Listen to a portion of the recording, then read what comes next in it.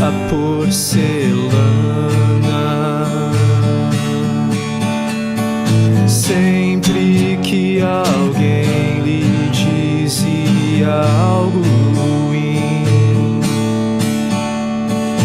ela entendia como um desentendimento, porque ela tinha apenas um cigarro. Senhora de vestido vermelho, chamada solidão. Senhora de vestido vermelho, chamada solidão. Era um vestido e um cigarro na sua mão. Era a senhora de vestido vermelho, chamada solidão.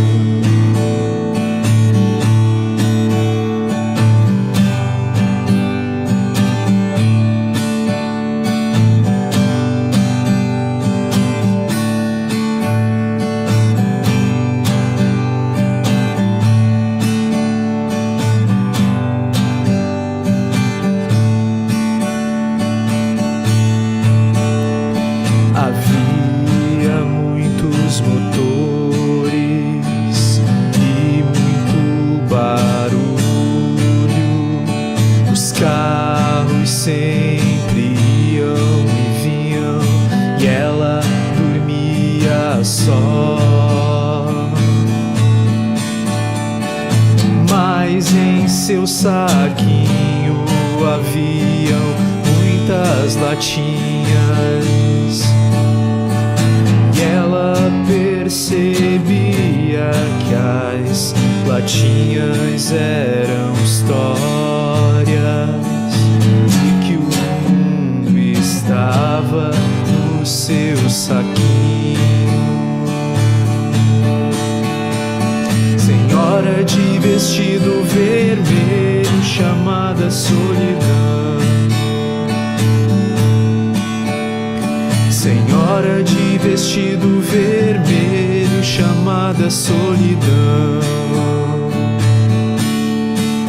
Era um vestido e um cigarro na sua mão. Era a senhora de vestido vermelho, chamada solidão. Senhora de vestido vermelho, chamada solidão.